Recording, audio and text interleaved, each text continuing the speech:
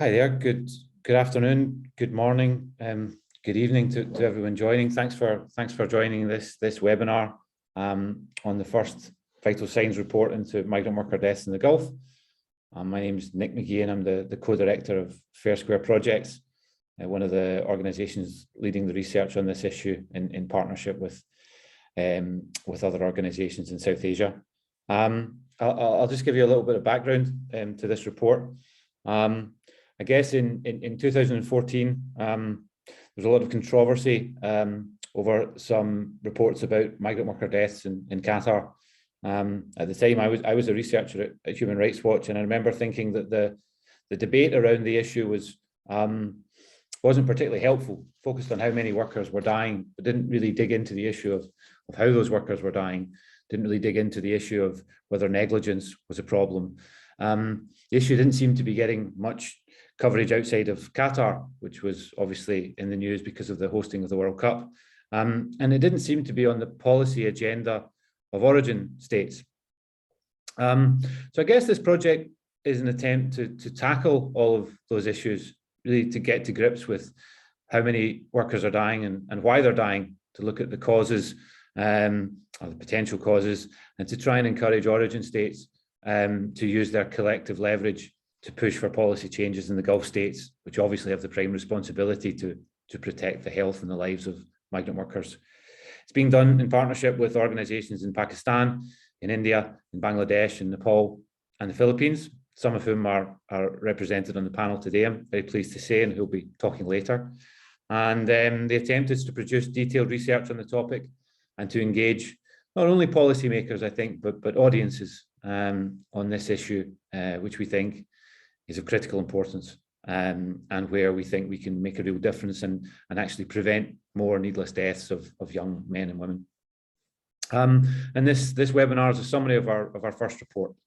There will be two more reports to come. This one is quite general in scope, looking primarily at data, or looking first at data to see what we know and what we don't know, and then looking at the various risk factors that migrant workers are susceptible to when they go to work in the Gulf.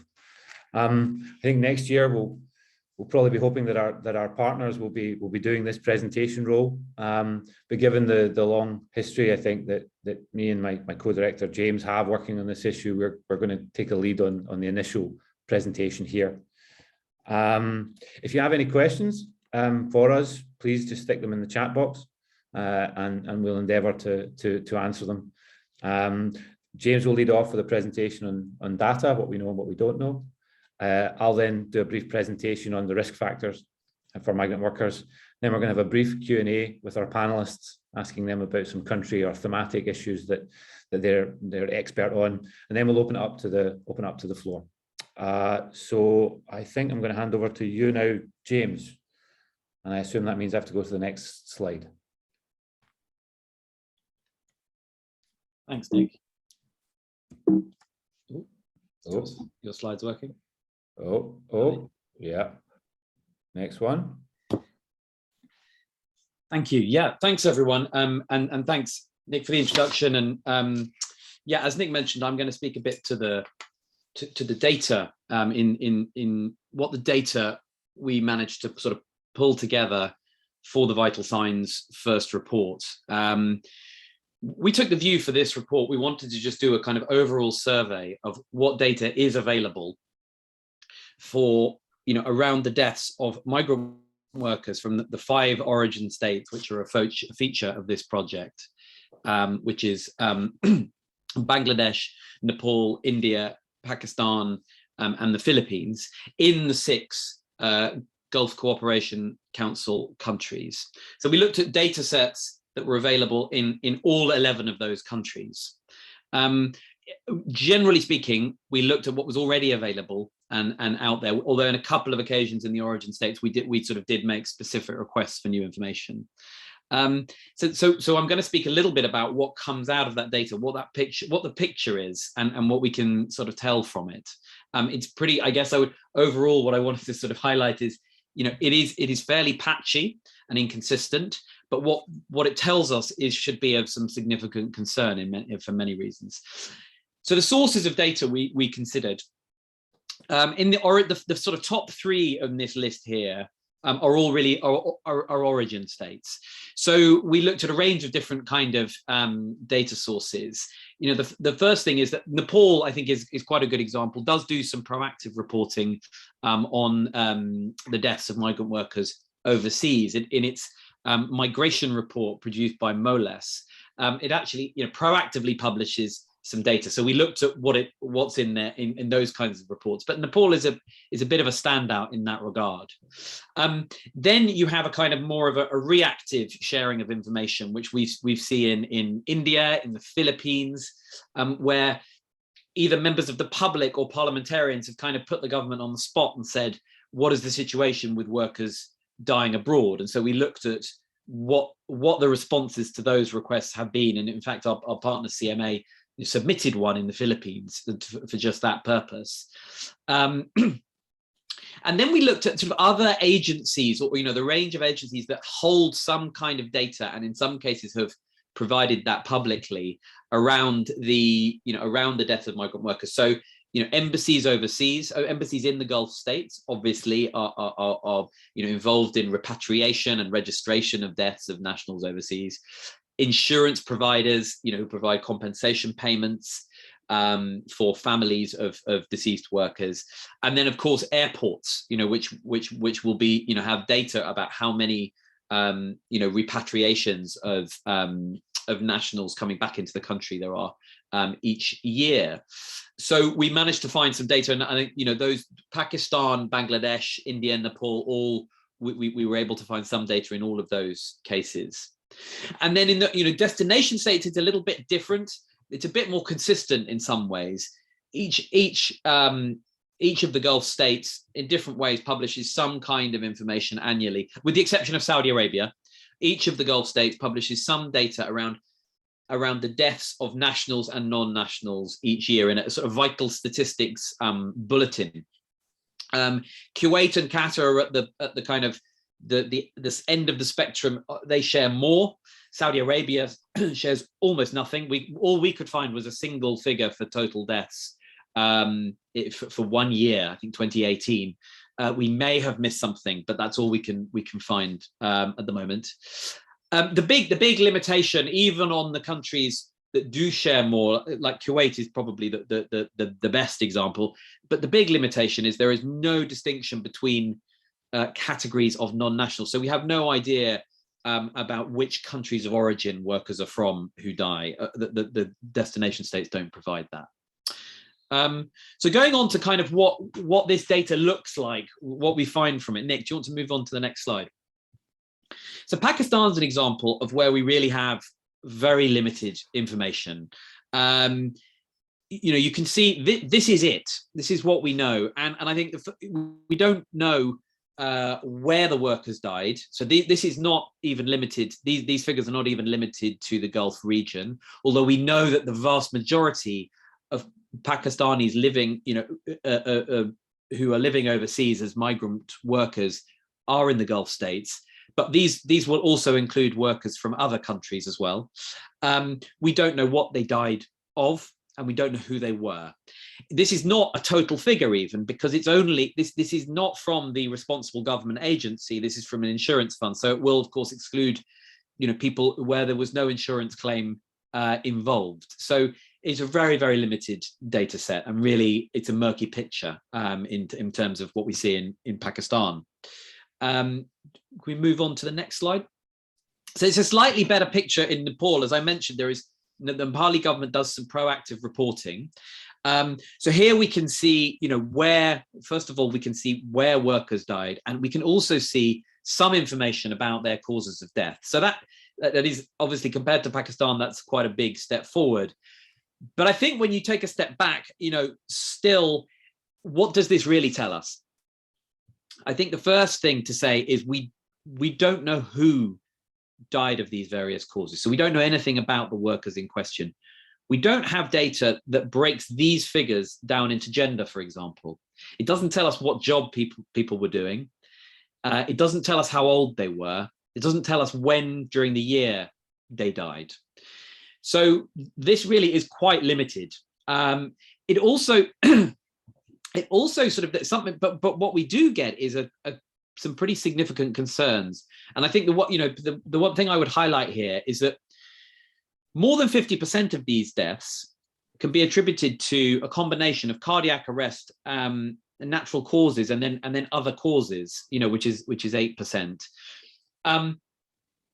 Natural causes and cardiac arrest, as we'll go on to in the rest of the discussion, and Nick will break down, are not considered meaningful causes of death. They don't actually give us any insight into why somebody died or what the circumstances for that were.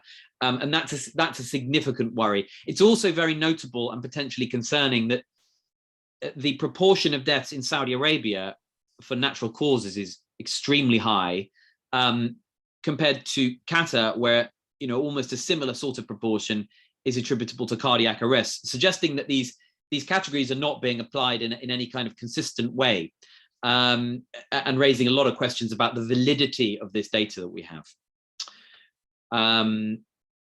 Maybe if we move to the next slide.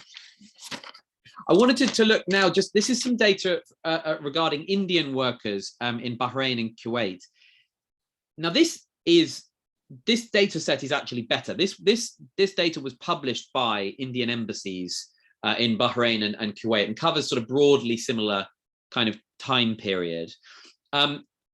We haven't given it in full here, but those data sets were published in a way that actually gave us does give the ability to do some proper analysis around causes of death and circumstances of death. It's not complete, but it's much more user-friendly and useful than what the other two slides we've looked at. This apparently seems to be the data that these embassies have provided is apparently drawing from the actual death certificates issued by the Kuwaiti and the Bahraini authorities, and drawing on those to give us some information about how people have died. But I want to highlight, and I've done that in red here, what it reveals is quite concerning. I would highlight that 47% of deaths in Bahrain, between sort of roughly 2014 and 2018, were categorized as cardiac arrest or something very close to cardiac arrest. Cardiac arrest, as I mentioned previously, and Nick will talk about this, I'm sure, is not it doesn't provide a meaningful cause of death. Now, there are no such deaths in the very similar time period in Kuwait. None were classified as cardiac arrest, which seems like a kind of remarkably different picture. Meanwhile, 20% of deaths in Kuwait were classified as natural causes. Again, not a valid cause of death. There are no natural causes deaths in Bahrain. 10% of deaths in Kuwait were down to sickness. Again, not really a valid cause of death. And 42% of deaths in Kuwait, this is among Indian workers, were put down to heart attack, compared to that's 10 times the proportion in Bahrain. So that implies, that in itself, no, heart attack is a legitimate cause of death that could be placed on a death certificate, but that would imply an extremely high rate of heart attacks in Kuwait, or that there's some misapplication of the terminology, and those are being wrongly applied in some way, and it's that 10 times difference is very striking. So this raises a lot of questions about the way deaths are being certified and how real those classifications are, and how much they're based on real knowledge of the circumstances of worker deaths.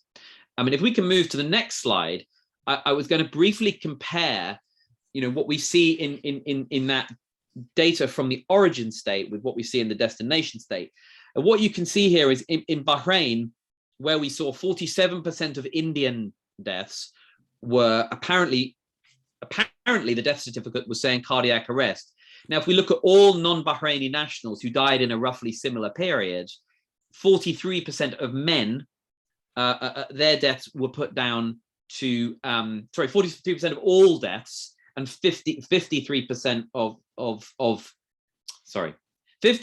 all deaths were put down to circulatory diseases. Now, circulatory disease, this is using, and the destination states mostly use international classifications for death certificate, for death classification, called ICD codes.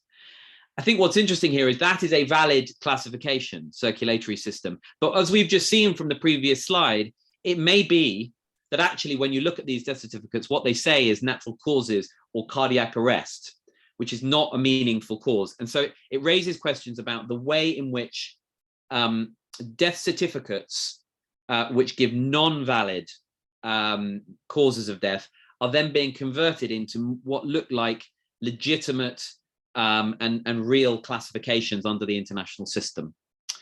Can we move on to the next slide, Nick? Yep. This is some data from UAE, which I just wanted to highlight briefly to show one of the problems with on the destination side. This tells us, in 2018 and 2019, how many non-nationals in the UAE died against age. And we can see, that for men, this is a very kind of striking profile, because I think it will be obvious to many of you that this is a very, a young proportion of people dying. The proportions of people under, 45 are very high compared to what you might see if you looked at a typical country a graph, showing ages of people who died. You'd expect it to be much more highly weighted at the higher ages. Now, of course, the populations of non-nationals living in the Gulf are very different, from a typical population. They are younger. So I guess I want to show this is it highlights the significant problem we have, because we have no reliable data about the population of non-nationals in the UAE that we can compare and look at these sorts of figures and say, well, is this normal? You will often hear people saying that certain death statistics or death figures in the Gulf are normal. Well, if you don't have the underlying really detailed data about the populations of non-nationals from each country of origin, how old they are, what jobs they're doing, you cannot compare that against the death figures to see if there are areas of concern. So while in a way this is a very interesting graph in some ways, I think in a way I wanted to show it really to highlight how it's actually of relatively limited use, because we don't have the denominator to compare this to. If we could move on one slide.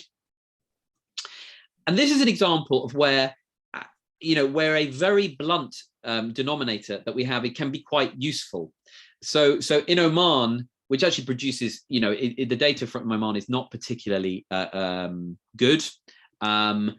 But we do know the total number of deaths of non-Omani nationals, and we do know the populations of non-Omani nationals in those years. And I think it's worth showing, once you can map death figures onto populations in a reasonably reliable way, you can start to identify things. This is very blunt and very crude, but it does show us that the crude death rate for non-Omani nationals rose fairly significantly in 2020. We don't know whether that is related to the pandemic or whether it's related to other indirect impacts of the pandemic, but it does show us there's something that needs more attention and more research. So I guess it's just an illustration of once you start having a broader data set that you can rely on, we may be able to actually unearth some more areas that need studying and raise concerns. I think my final slide, Nick, is coming up next.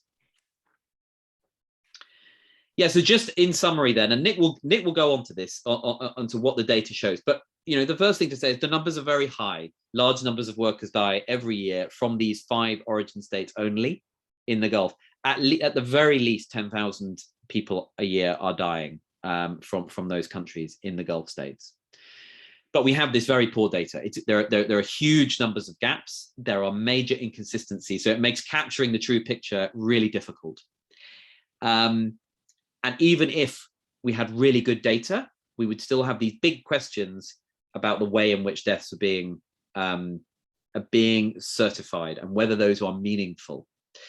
But what is needed is to disaggregate, is for states on both sides to provide really good disaggregated data sets really allowing people to actually navigate and look at the individual data points and understand, we particularly need to be able to compare the relationships between gender, age, occupation, and dates of death, and the accompanying population data to really be able to sort of build a better picture.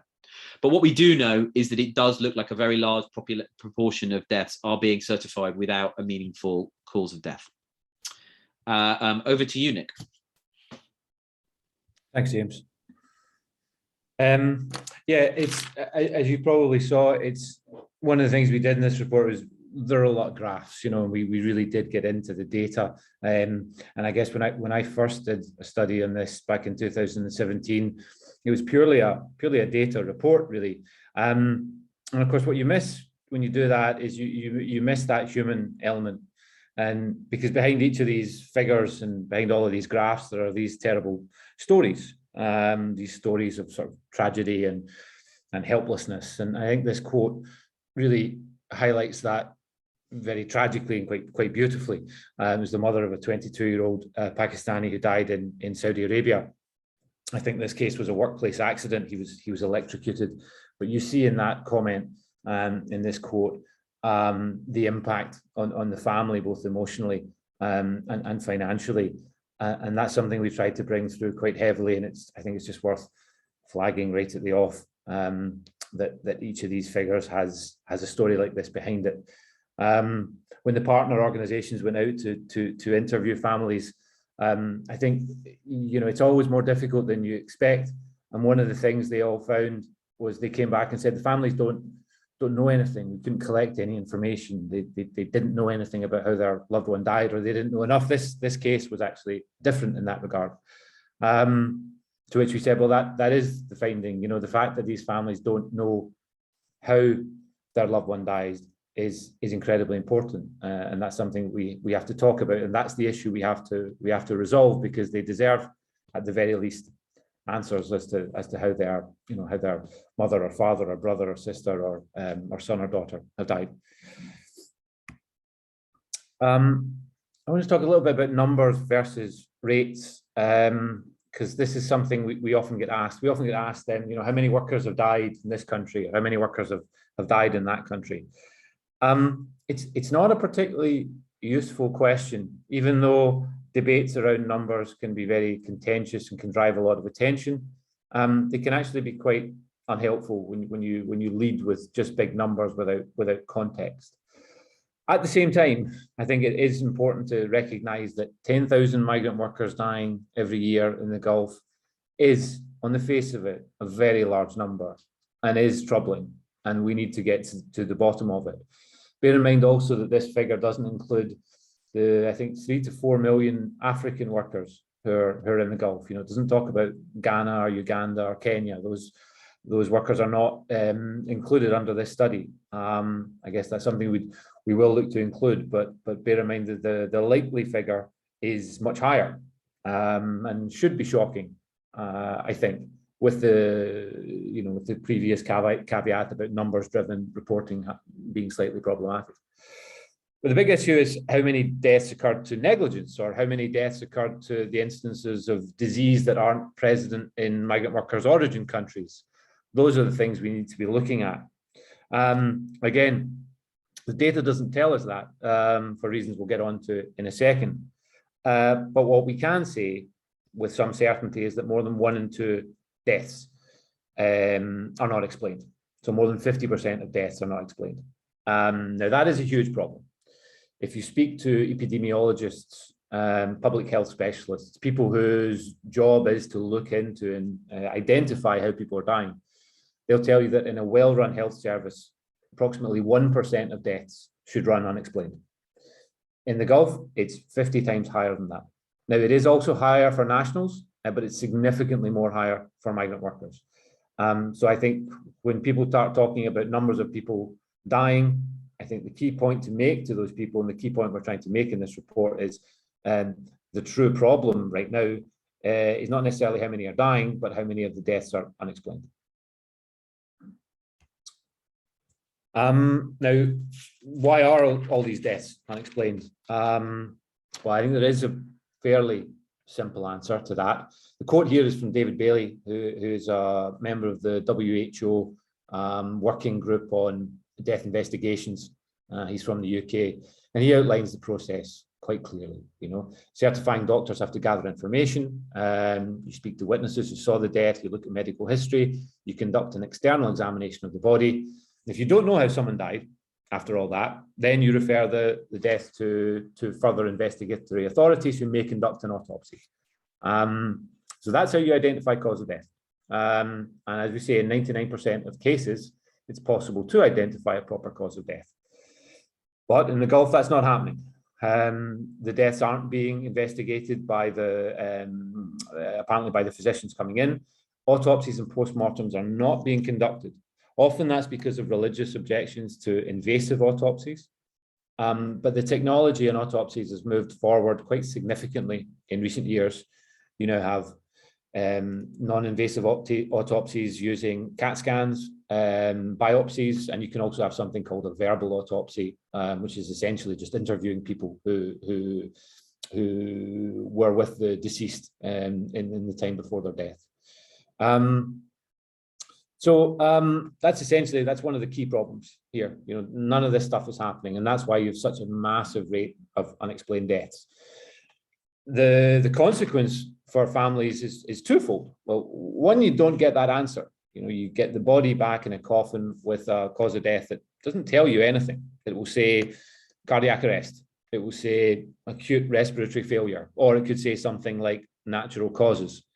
Now, all of those to someone who doesn't know anything about this issue, and that is a lot of people, they might sound medical. Cardiac arrest sounds like a reasonable cause of death.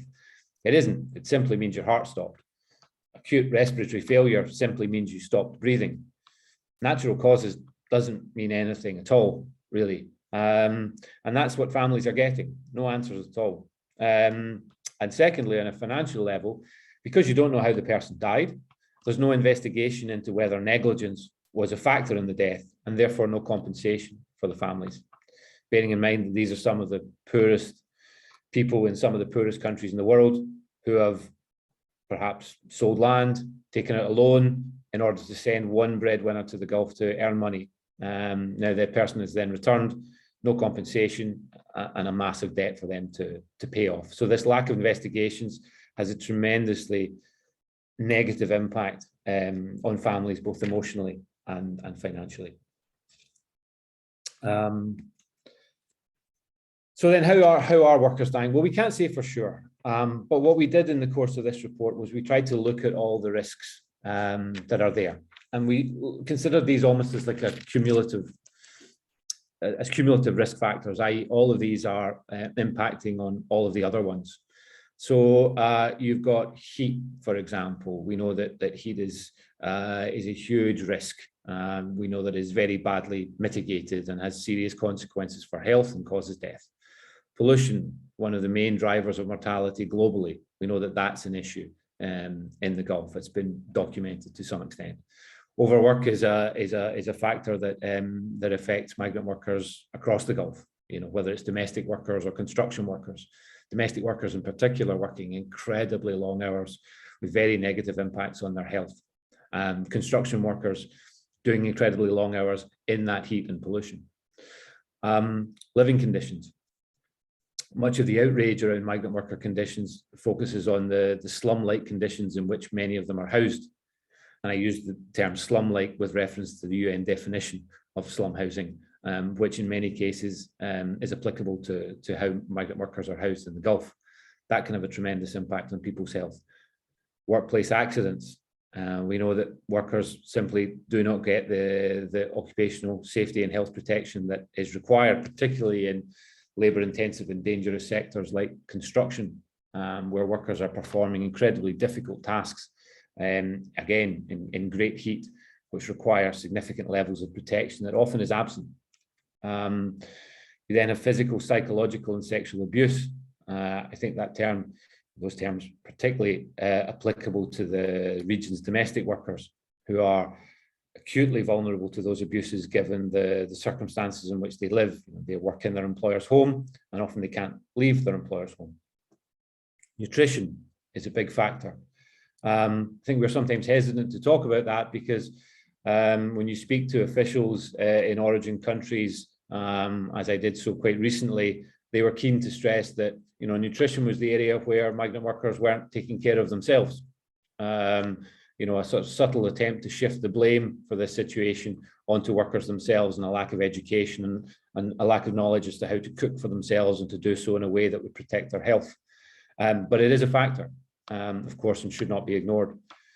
And there's psychosocial stress. I think one of the things we're pleased about this report is that we have done a lot of focus on psychosocial stress, on the things about living in the Gulf that can cause workers high levels of stress, which can lead to tension, which can lead to, hypertension, which can lead to negative health outcomes.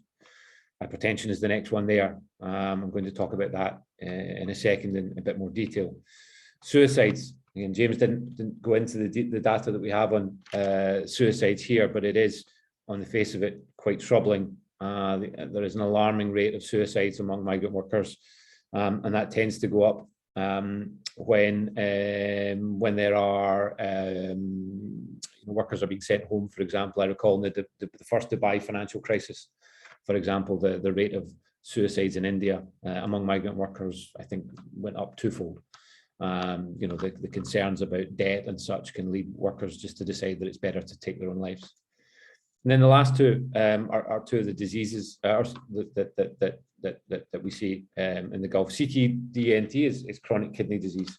Again, I'll talk about that in a second. And COVID-19 probably needs no explanation here. Now, we present that here just to show just how many risks there are. I think perhaps when I started working on this, I had certainly a more simplistic view of why workers were dying, and I tended to focus on heat and humidity, perhaps because that was the one you could measure most easily. I think the more you dig into this issue, the more you realize that there are just a tremendous amount of factors which can result in nominally or seemingly healthy workers, healthy when they leave for the Gulf, having done all the health checks that are required, suddenly suffering very serious downturns in their health, which can in some cases lead to them being either dying or being seriously debilitated, suffering some sort of injury whereby they have to go home and they become a burden on their family. Again, we talk about deaths here, but I think it's important to take into consideration also illnesses, diseases, people being debilitated, and how that impacts them and their families back home. Now, I'm not going to go into all of these in detail, although you could probably do a 1-hour presentation on each of these. You'll be pleased to hear I'm not going to do that. I'll touch on a couple ones that aren't perhaps well covered, or aspects of some which aren't well covered.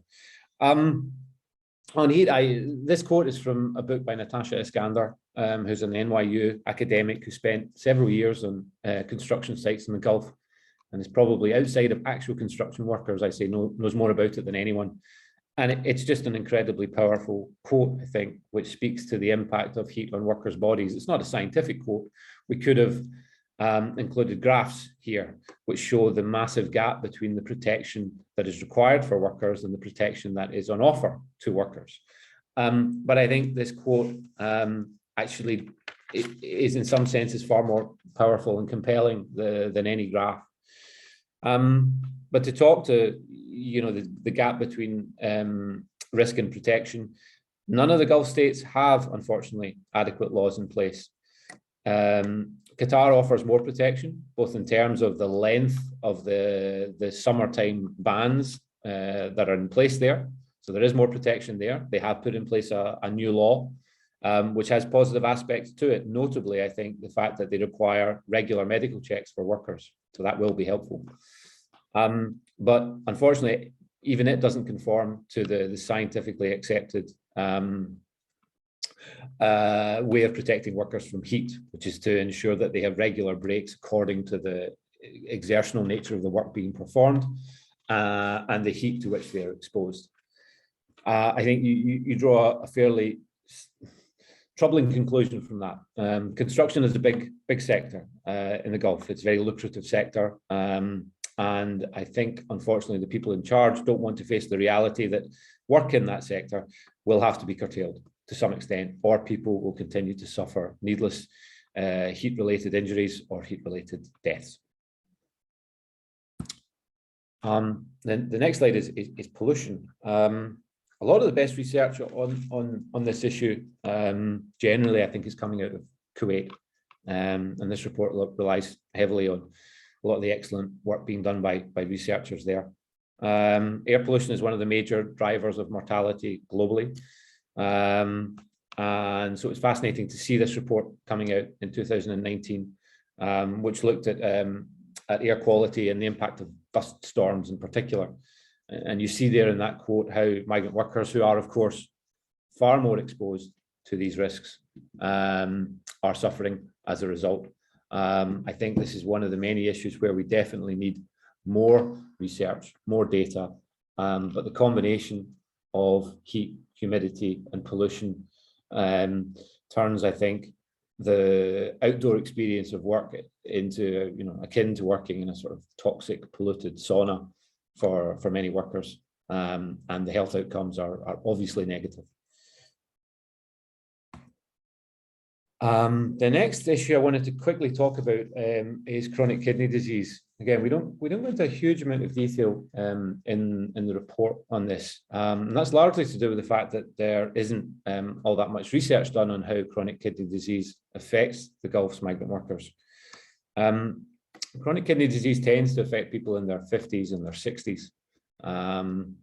Causes massive increases in blood pressure, for example, and makes you very susceptible to other illnesses. It was first noticed among sugarcane workers in Central America in recent years. Researchers there found that young men, very young men in their 20s and 30s, were getting sick and dying or requiring dialysis, which is, of course, very costly.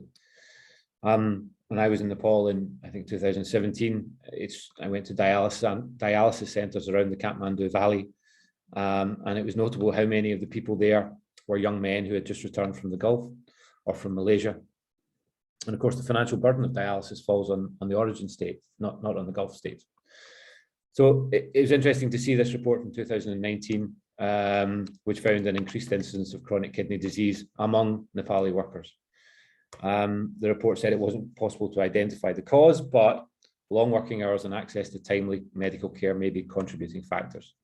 And if you speak to some of the experts on this issue who tend to work in Central America, I think the key issue here, the key organization would be the LISLA Foundation. They are very interested in doing prevalence studies and interventions in origin states to really determine how big a factor this is. So I thought it was worth highlighting here, even though we don't go into great detail in the report. Something to definitely watch out for. Hypertension, doctors call hypertension the silent killer because the people who are suffering from it don't really have any symptoms. The thing that's very interesting about hypertension is it's very easy to detect, it's very easy to treat. You check for someone's blood pressure quite easily, and you can recommend changes to their lifestyle, changes to their diet, or in cases medication, which is cheap and quite readily available. So you can quite easily mitigate this risk. Again, going back to that Qatar law on heat, I think one of the very positive aspects of that is regular medical checkups. We could check for hypertension. So even though we've been critical of its failures in regard to protection from heat, there are very positive aspects of that law which would be helpful and could be replicated. Again, interesting to see that there are studies here. A study from Kerala found that the prevalence was 57.6% from migrants who'd gone to the Gulf, 31.7% among non-migrants. Now, that's a huge difference. Again, what does that relate to? Is it genetic factors? Is it lifestyle and diet? Is it psychosocial stressors? It's not clear. Hypertension can be a factor of all of those things. But again, this is the one that jumped out to us as this is a complex issue. a lot of these issues will take a very long time to resolve, but here's one that you could resolve easily, here's one you could resolve quickly, and here's one you could resolve quite cheaply. I think even one of the shortcomings, I think, of the report that we have to acknowledge is we probably wanted to collect more testimony of domestic workers. The plight of domestic workers, the abuses to which they are subjected and vulnerable are so extreme and so serious that I think is something in future reports we'll definitely want to cover in far more detail. You could pick out any number of quotes about this. I recall in the course of this research speaking to my former colleague Rosna Begum at Human Rights Watch, and even though I know a lot about this issue and I've constantly been surrounded by it and I've read many reports about it, it was still quite harrowing to hear her talk about what she has documented in all her many years working on this issue. I'm glad we have Vani on the call as well today who can speak with great authority to this issue. But again, it's just such an obvious risk to people's physical and mental health to be subjected to these type of abuses in your employers. Access to health is not necessarily a risk factor, but it really, I guess it renders obsolete the primary means of mitigating risk, and that workers can't get access to the healthcare they need.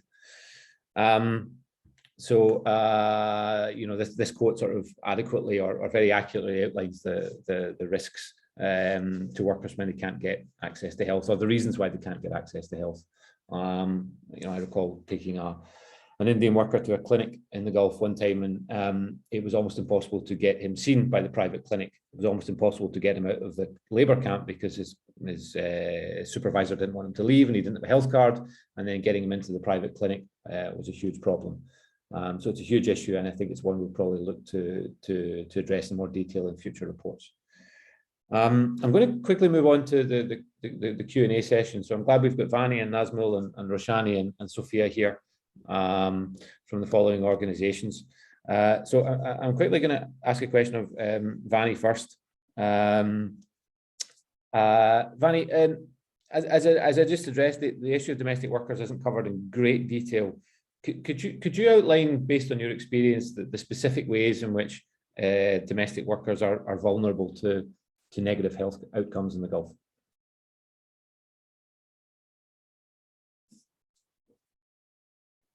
Hi, can you hear me? Yeah, we can hear you now. Yeah, okay, yeah, sure. So one of the things is that because they're excluded from the labor laws, the OSHA standards where it exists and the labor inspections do not apply to domestic workers. So we don't even have a record of what happens. I'm just going to speak based on the research and reporting we've done. We hear of injuries applied to domestic workers when there is severe physical abuse. But during normal course of work, there are several health issues that come to the fore.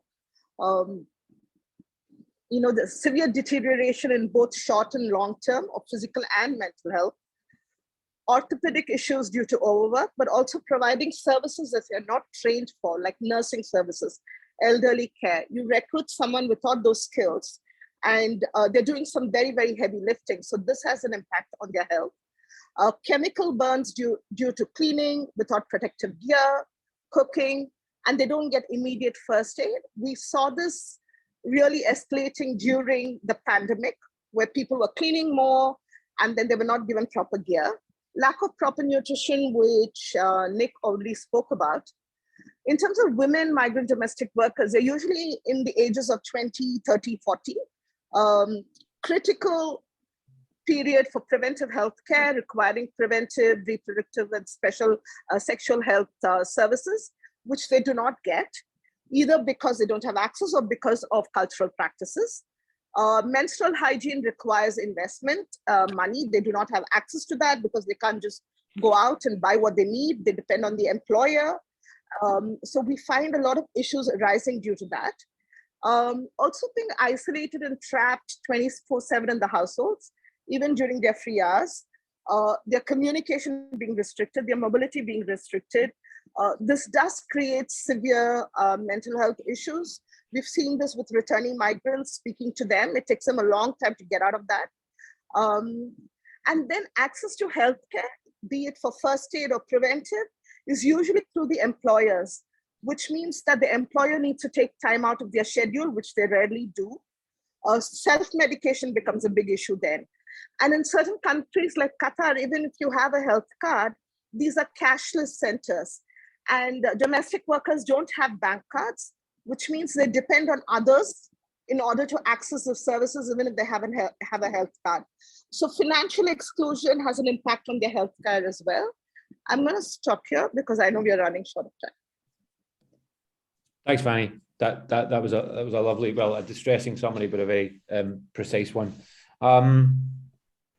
Sophia, I wonder if I could jump to you next. The Philippines is is generally held to have or to better protect its migrant workers abroad, but that's often overstated. How would you say it is protecting workers' health abroad, and what concerns the Filipino NGOs have about that? Hi, Nick. Thanks for the question. Well, on the part of the Philippines, health assessment of the prospective OFW should be looked into. So for the cases that we have investigated, so we can see that the deceased OFWs have left the Philippines with a relatively clean health record, but then we found that after they worked in their country of destination, they were found dead in their workplace.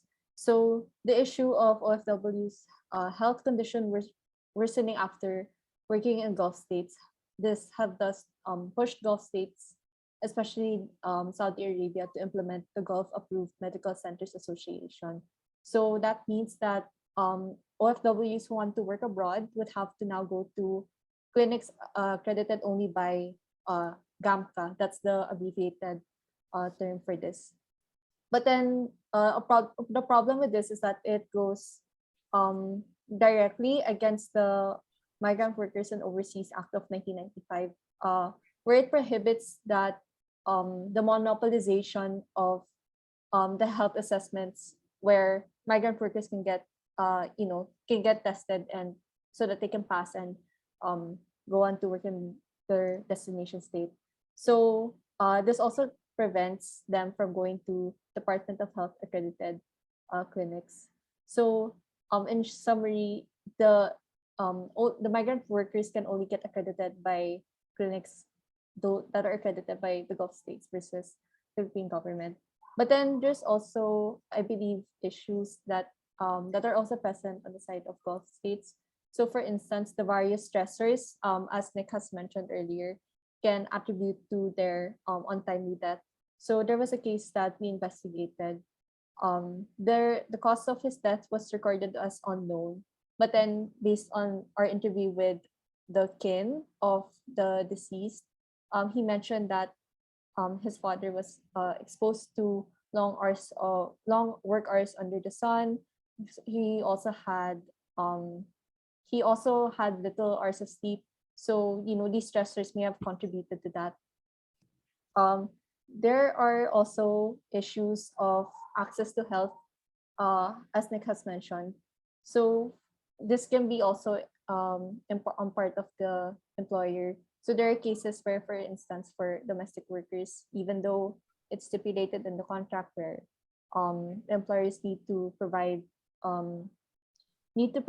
their employees free health services, usually these aren't provided for, or usually it's up to the domestic worker to avail of these on their own or to find a health provider. So from there, we can see that there's already a hamper in regards to access to health. There are also many other factors to explore, but these are generally concerns, and which is why we also need to explore the issue more holistically and aim to do this in the second report. Yeah. Thanks, Sophia. That was great. And there was a case of a Filipino in the report, I think, who died, and even though he had a history of heart disease or heart problems and was taking medication, his death was still marked down as natural causes, leading his family to be very distressed as to why that wasn't properly investigated. That stood out for me. Thank you. Nazmul, if I could ask you, coming from the Bangladeshi context, this issue is very sensitive, obviously, for origin states. How in your view can NGOs like Rumru and some of the others here work effectively with governments in origin states like Bangladesh to increase the pressure effectively here? Thank you, Nick. First of all, I like to say that numbers are actually numbers. It doesn't speak the actual loss of a migrant family who have lost their loved one in the destination countries. So it's quite difficult. When we start working on that particular project, that we have interviewed a few of migrant worker families. This is migrant worker families, and we have talked, and we actually did understand that they are not, those data are not accepted by the family, and the loss is huge. And we are talking about 1 migrant worker or 100 migrant workers have died in the Gulfs, and etc. But the actual loss is quite big. So let's move to my questions, actually, what you have already asked. Yeah, you have already mentioned that it's a quite very big sensitive issue, like the sending countries like Bangladesh and as well as Pakistan, India, and Nepal. So yeah, so when we start working on that particular issues, it's one of the major problem is that we are lack of proper data. There is not available and properly documented any kinds of death, or government doesn't publicly published the document, the proper actual cause of death related data.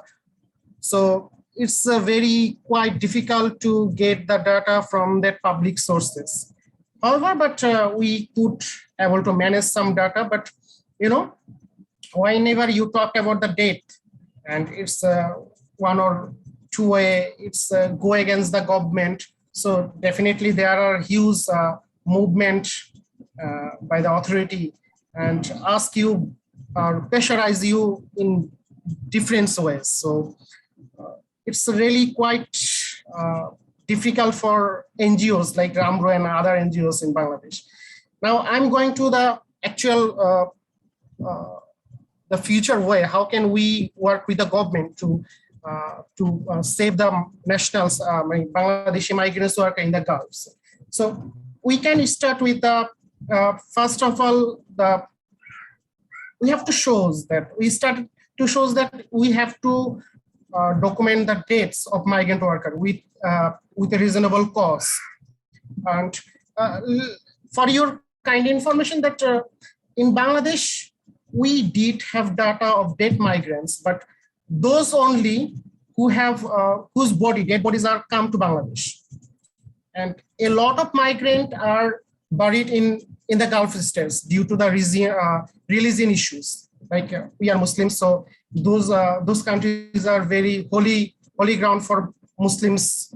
So most of the migrants workers are wish to bury them in those countries, especially Saudi Arabia. So most of the death migrants are not even recorded in Bangladesh.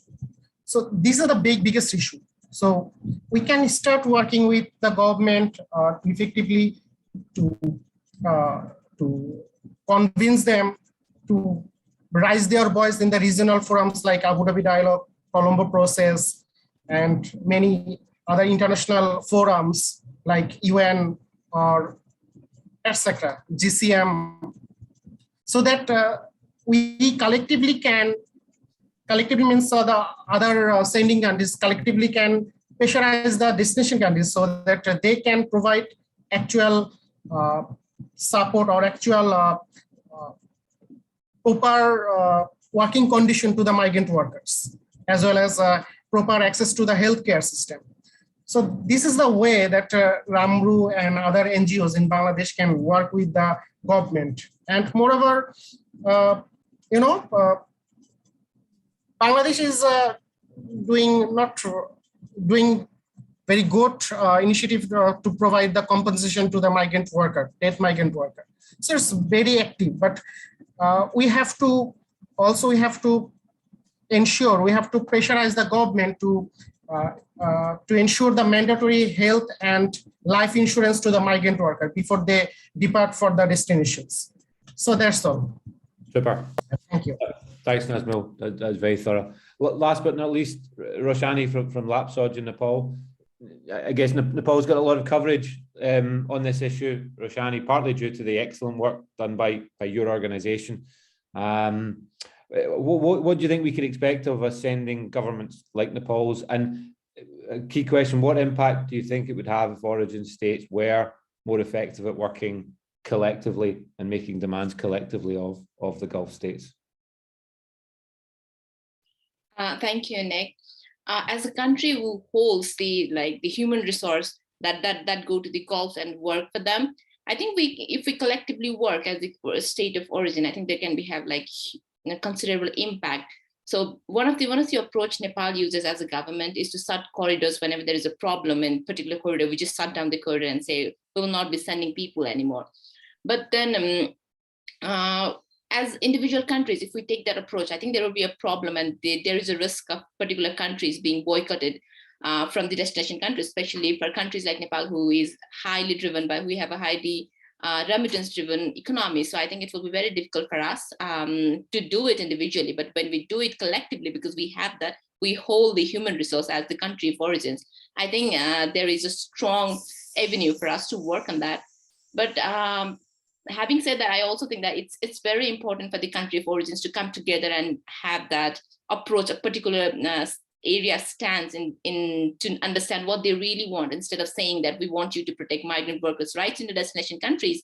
I think the countries of origin should come together and have this particular points. Like, for instance, say you have to make access to health better, you have to make living conditions better, and you have to, for instance, make autopsies mandatory when a person dies under suspicious conditions.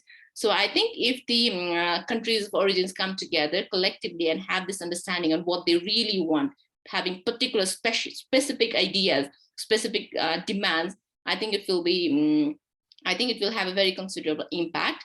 About what can we expect from governments like Nepal, I think we can also demand the destination countries to have basic post-departure orientation. For instance, like in my country, in Nepal, we have pre-departure orientation before those workers go to the Gulf countries to work.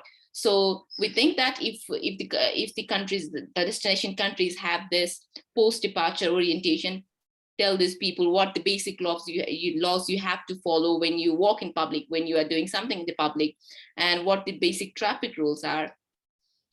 So I think it will be really helpful. And what are the health hazards that are associated with the particular work you're doing, and what are your rights? I think apart from that, I think lobbying with the destination countries really helps about to make the investigation on suspicious deaths better, to have this compulsory mandatory investigation of migrant workers' death.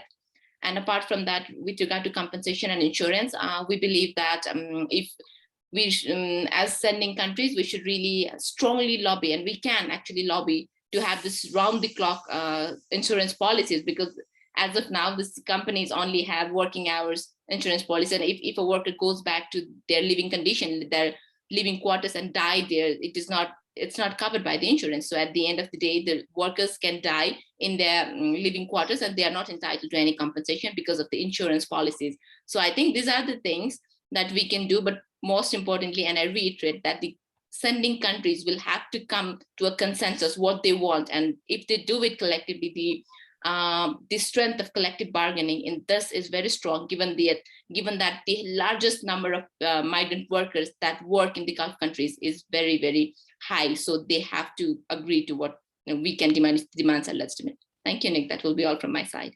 Thanks, Roshani. That was very clear. Yeah, and that point about it being a specific demand as well, not just very detailed in terms of what they want, I think was really crucial in what you said. I'm just going to answer a question from Katerina. Katerina asked, have we considered collecting data directly from communities, especially for deaths that aren't recorded or reported? And if so, what would the challenges be? Yeah, we have for sure.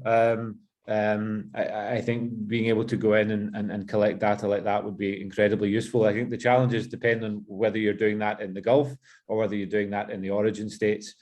I think in the origin states, the difficulty, as our partners will testify to, are just finding workers and finding families. They're quite spread out. Essentially, it's not quite as easy as you might think. So I think there the challenge is a practical one. You're absolutely right. I think to identify undocumented and unreported deaths as a huge problem. Sorry, not undocumented deaths, deaths of undocumented workers. And in the Gulf, I think the issue is one of security, probably. Researching in the Gulf on this issue is not as dangerous than researching on other issues, but it still comes with a certain risk, I think. So I think those would probably be the main challenges. I think, I'm not sure if any of the partner organizations have anything to add to that.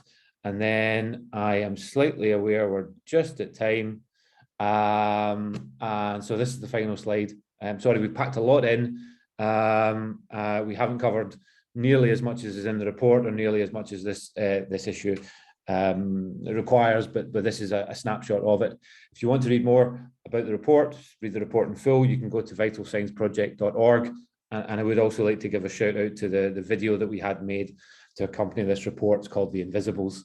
And it's a really, I think, exceptional piece of filmmaking and very powerful that will outline some of the issues that we addressed today in visual form and in quite compelling visual form.